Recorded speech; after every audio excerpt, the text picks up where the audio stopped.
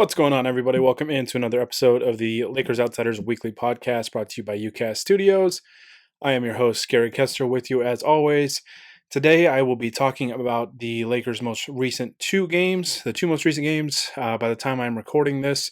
So I'll be talking about the win over the Miami Heat and then the loss on Sunday to the Toronto Raptors. But before I get started, as always, guys, be sure to like this video, subscribe to UCast Studios, and subscribe to Lakers Outsiders, all on YouTube and all the major podcast platforms, YouTube, iTunes, Spotify, Podbean, all those. So be sure to do that, and you can always find all of Lakers Outsiders content up on LakersOutsiders.com. You can follow us on Twitter at Lakers Outsiders, like us on Facebook, and follow us on Instagram as well.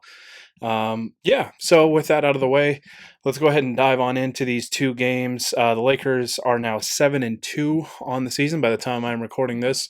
I'm recording this on Monday night, so they'll be playing the Phoenix Suns on Tuesday, which looks like a much more difficult game now than it did before the season started, and I'll talk about that at the very end. But let's talk about the Miami Heat game first. The Lakers won 95-80. This was a really good win. A really good win. I mean, it it did help, I think, a little bit that Miami was coming off of. It was the second night of a back-to-back for them. They had played in Phoenix the night before, and they hung tough with the Lakers there for the first half. It was a pretty close game. Miami's good, man. Miami's really, really good. They're very well coached. I think just with the roster that they have, and adding Jimmy Butler along with some of these young players they have, they're a good team. They're very tough. They were very tough for the Lakers to really run away from, but eventually did in the second half, especially in the third quarter there. Started to create some separation. But the Lakers win 95-80. It was a very, very good game for the Lakers' big two. Anthony Davis had 26 points, 8 rebounds, 7 assists, and 2 steals and 3 blocks. So really stuffing the stat sheet. He also shot 11 of 17 from the floor. So really great to see him, not only do the things that he typically does with the scoring, the rebounding, and the defense, but to see him get 7 assists too was very, very nice. So hopefully that can be a consistent trend moving forward for him. But LeBron James was also fantastic. 10 of 19 shooting, 4 for 7 from the three-point line. Finished with 25 points, 6 assists, and 4 rebounds. And, they got some contributions kind of here and there from some guys. Dwight Howard, I thought, again, was very, very good, even though you look at his stat sheet. I mean, he had 6 rebounds, only 2 points, no steals, no blocks. But he's impacting the game, and I think consistently playing pretty well. So that's good. The Lakers only had 2 guys scoring double figures, but hey, when you hold the team to 80 points, you can get away with that. The Lakers defense has just been fantastic. The Miami game was certainly no exception to that. Alex Caruso, I thought, had some very positive minutes. I think his defense, people really don't give this guy enough credit for his defense. He's a very good defender. He's a smart player. Probably not going to have many nights where he fills it up scoring wise, but just makes good, smart plays. Doesn't make a ton of mistakes. Just plays a really solid game. He had 6 points, 4 assists in 19 minutes of play. Hit 3 of his 6 shots. And again, his defense was great. I really thought his defense was excellent, as it usually is. Kyle Kuzma has continued to struggle, but I'm not overly concerned about Kuzma just yet because he basically didn't have much of a training camp. Once he was done with Team USA, that was pretty much his whole offseason, and had a pretty long stretch of really not getting to do normal basketball activities. So it's going to take some time. It's going to take some time for Kuzma, especially because he is basically, I mean, he has a new shot. He tweaked his shot form in the offseason, and it's going to take some time, I think, for him to get comfortable with it in game action. I think when you shoot in an empty gym, it's a lot different. Your heart rate's not as elevated.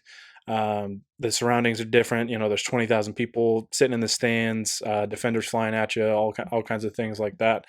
So it's a very, very different environment when you're shooting in a game rather than in a practice or an open gym. So, um, going to give Kuz some time. Definitely going to give him some time. Um, but you know, it's one of those games that there wasn't a ton to like for the Lakers offensively. They really struggled when Miami went to a zone. Miami went to a zone defense, and the Lakers really struggled in the first half to figure it out, especially in that second quarter. The Lakers were up 28-21 after first quarter and then got outscored 25-20 in the second quarter. So they really struggled offensively. Um, I thought there were times where they had open looks from about 10 to 15 feet, but threw it out to a shooter instead.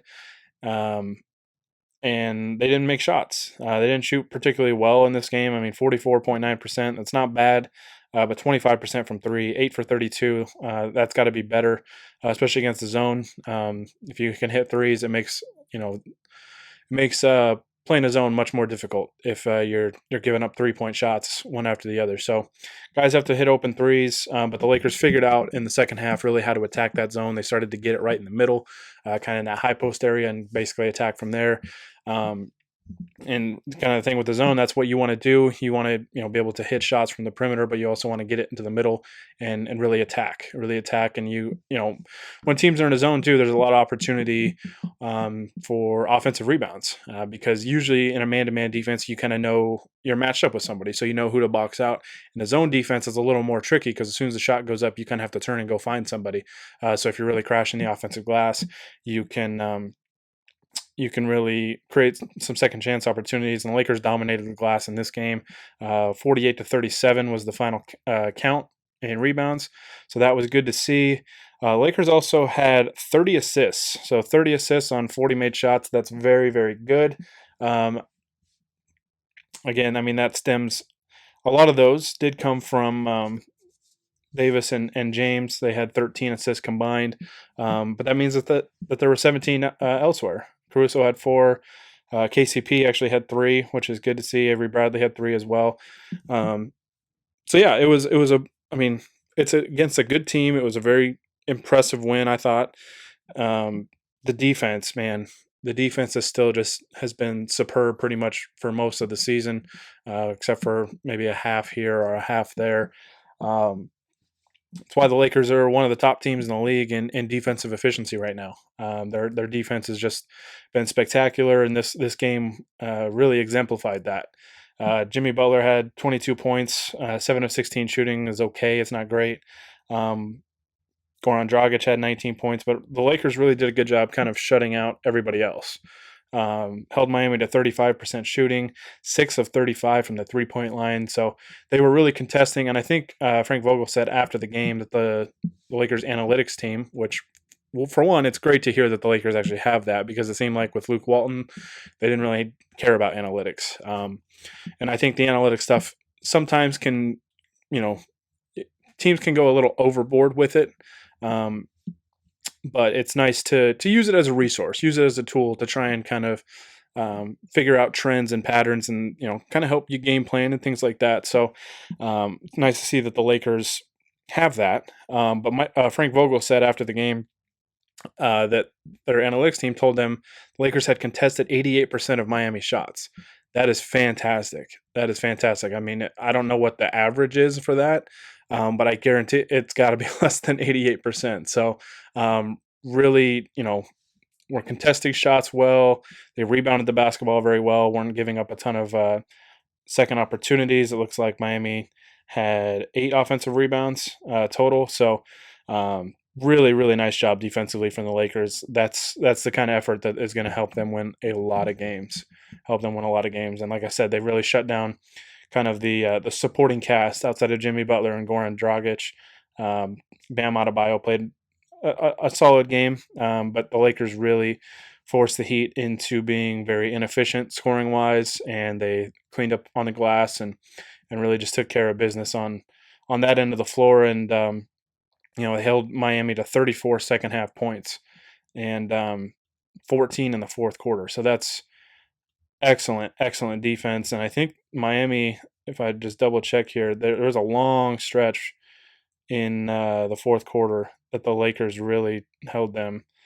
Yeah, it looks like so. Miami had 74 points with 8:54 left and finished with 80 points. So Lakers really got it done defensively, and that's great to see. That's where they need to hang their hat, I think, this year. And if they can consistently do that, they're going to win a lot of games this year. So very impressed by the win. Like I said, it probably does help that Miami was on the second night of a back-to-back, but um, hey, everybody has to kind of deal with that. You just play the team that's in front of you, no matter what the circumstance is. And um, Lakers took care of business. They took care of business. So great to see. And that was the Lakers' seventh win in a row, um, which I can't remember, honestly, the last time they won 7 games in a row. But that was great to see. But all winning streaks eventually do come to an end, and unfortunately, the 7 game win streak came to an end on Sunday night against the defending champion Toronto Raptors, who obviously have a different roster. They don't have Kawhi Leonard or Danny Green anymore, and they came into this game pretty shorthanded. And they still the Lakers kind of started out pretty fast. They were up 8 at the half, but I got to give credit to this Toronto team. Nick Nurse, I think, is a fantastic coach. This Raptors team plays really hard, and they just did a great job all in the entire first half, really, of preventing the Lakers from running away.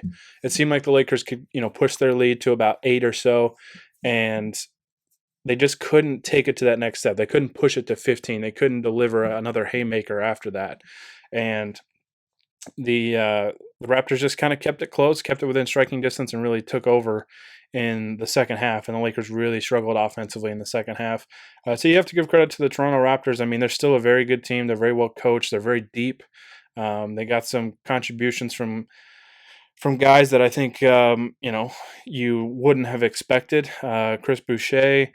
Rondé Hollis Jefferson was hitting some jump shots, and I mean he's been a guy that throughout his career really that if he's hitting jump shots, you kind of just tip your cap. You just tip your cap. I mean, one of them was a turnaround fadeaway jumper, and I think at that point it was like, yeah, you just kind of tip your cap and move on. So, um, yeah, to me, this game obviously the Lakers struggled, and it was frustrating because they were without Kyle Lowry, they were without um, Serge Ibaka, who both got injured. I think the game prior. But yeah, it's a frustrating loss because you're playing a shorthanded team. But like I said, I mean, a lot of these guys are still on the team from a year ago. So I mean, they have a championship pedigree. They've been through that. They know how to play. They know how to win, and they play extremely hard. They play extremely hard, and to me, they just played harder than the Lakers did. They just the Lakers won the rebounding battle. They did some. I mean, the Lakers certainly did some nice things, and they had an opportunity that looked like they were going to make a pretty furious rally in the fourth quarter, but um, it was really one play. The Lakers were within 4, and then Kyle Kuzma got.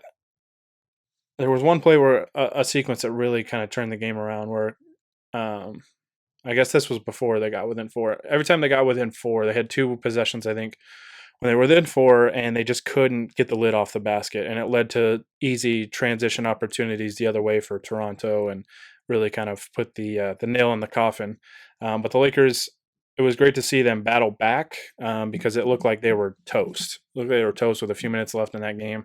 And they got, like I said, within 4. Their defense was unbelievable during that stretch. Unbelievable. They were contesting everything at the rim. They were rebounding. They were getting after it, communicating, switching, whatever they had to do. It was almost like a little desperation kicked in, which is good to see that this team could take it to another gear in that kind of situation. But it was frustrating that it took so long to really find that gear because the hole, I think, was a little too deep at that point, and the Lakers just couldn't quite get 1 or 2 more plays to really get them over the hump. So the Raptors won the game 113-104, dominated the second half, outscored the Lakers 26-18 in the third quarter, 35-26 in the fourth quarter. If my math is correct, that means they outscored the Lakers 61-44 in the second half. The Lakers were up 60-52 at the half. So, yeah, I mean, it's frustrating. It's frustrating to lose a game, period, to lose it all. Nobody likes losing. Um, I mean, the Lakers were honestly due for one, but it is a little frustrating to lose to a shorthanded team at home. Um, but this is the league. It's 82 games. You're going to have games like that where you probably lose unexpectedly. You're going to have games where you probably win unexpectedly. Um, my takeaway from this game is I hope that the Lakers kind of learned that they can't just continue to flip a switch when it's convenient for them. Right? We saw that in the Chicago game where the Lakers were just getting dominated for 3 quarters and then flipped the switch and then went on, I believe, a 29-4 run to just completely take that game over. So um, that's not going to work every night. There's probably a lot of nights that it won't work. So the effort needs to be consistent for 48 minutes. We need to see that more often. And Lakers just need to maintain that intensity, maintain the execution. For me, Toronto's a very solid team defensively, but the Lakers really just stagnated offensively in the second half. You could just see there wasn't a lot of movement. Weren't it seemed like they weren't really running a lot of actions. It was just a lot of guys standing around, a lot of ISO stuff, and the Raptors are very long. They're long and athletic, so that's a tough team to kind of run that style of basketball against. And the Lakers, struggled at times with that length and athleticism. So execution's got to be better. I'd like to just see the effort and the execution better for full 48 minutes instead of kind of being up and down as it has been. But I mean, it's fine. To anybody that's really freaking out about this loss, I kind of miss this a little bit back in the Kobe Powell or the Kobe Shaq days. It was anytime the Lakers lost, it was like the sky was falling, the season's over, all this stuff. So it's kind of nice to have that back in a way. Um, but it's fine. It's fine. I mean, you're going to lose games. You're not going to win. The Lakers, as much as we wanted them to, they were not going to go 81-1. So it'll be, and I don't like to judge a team based on their losses. I like to judge a team based on how they respond from losses. So the upcoming stretch for the Lakers, I think, is still very favorable. These next 5 games, it'll just be curious to see how they bounce back. It was good to see Troy Daniels start to hit some shots. He was 4 for 7, hit 3 of his 5 threes. I think they all came in the first half. Kyle Kuzma shot 6 of 13 from the floor, 3 of 7 from the 3-point line, but you can tell he's still just kind of struggling out there. Defensively, it's a tough matchup. Pascal Siakam is a very good player. I think he's a player that a lot of casual NBA fans don't really know that much about yet. Obviously he was really good in the NBA Finals last year, but he didn't have his best game either. I mean, he still finished with 24 points, 11 boards, 3 blocks. But he shot 9 of 25 from the floor. In the matchup data had him going 0 for 7 against Anthony Davis, but 7 of 7 against Kyle Kuzma. Kuzma really, really struggled with guarding Siakam and Anthony Davis. I think there was a drive that Siakam got by Anthony Davis for an easy one.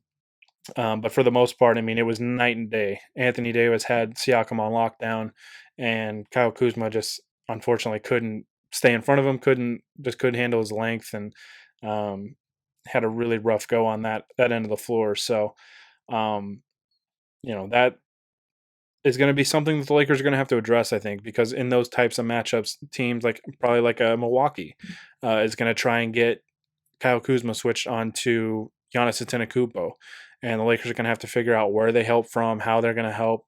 Send a second defender, and Kuzma's got to do a little better job of keeping his man in front and forcing him into some tougher shots. Because when LeBron and Anthony Davis guarded Siakam, it was lights out. He had a hell of a time trying to get by those guys, and was settling for a lot of jumpers, and he really struggled. So, like I said, the effort, you'd like to see it just be a little more consistent from the first, from the tip all the way to the final buzzer. And the defense, there was a stretch in the second half where it was not good.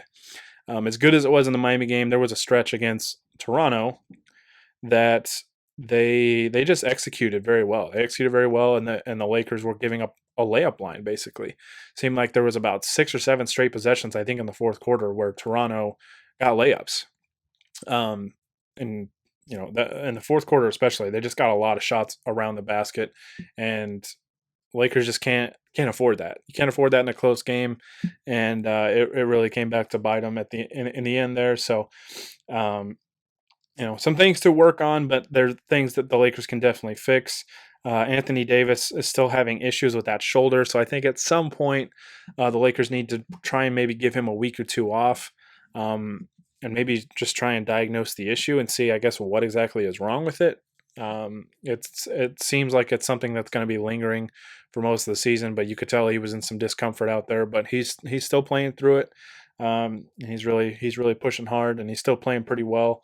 Um, but I think Davis is still going to continue to get better. I still think, um, his impact isn't quite what we've seen it with the Pelicans, and I think that's only a good thing for the Lakers. I think there's been times it has, but I think overall, I think Davis is still kind of getting a feel to playing with a new team, new roster pieces around him, and playing with another superstar.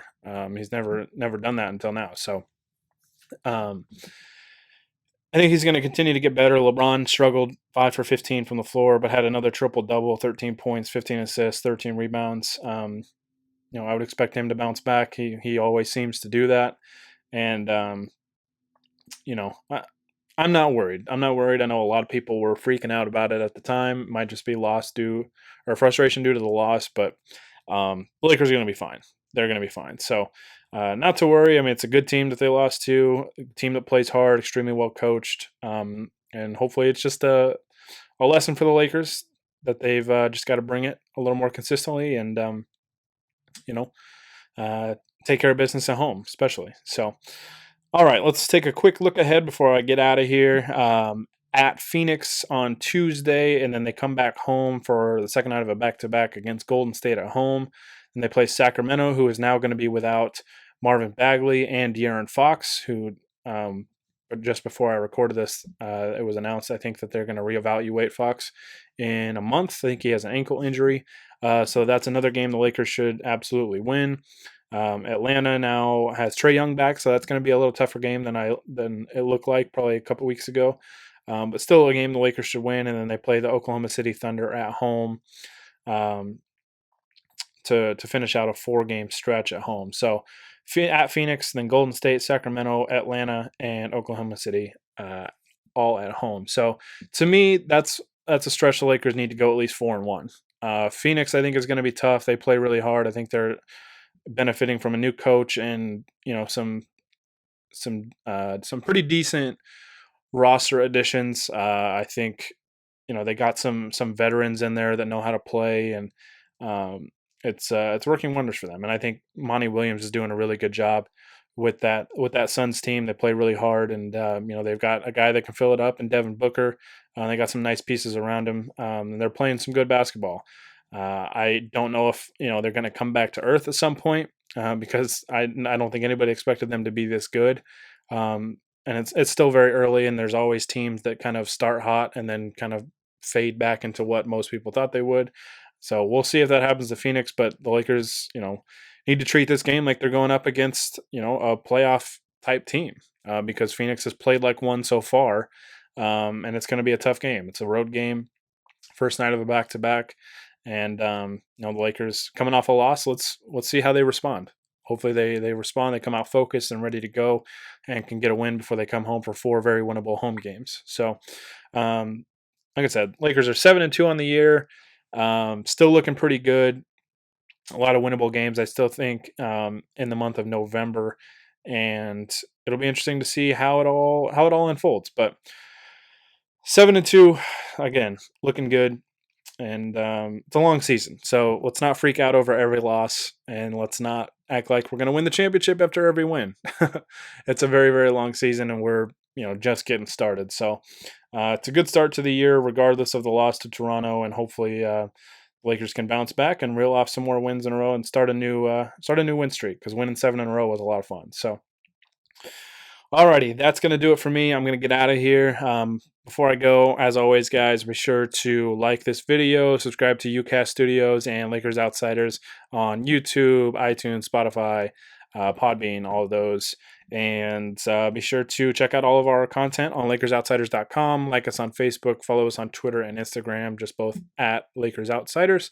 You can follow me on Twitter as well. The handle is just at Gary Kester. That's GaryKester.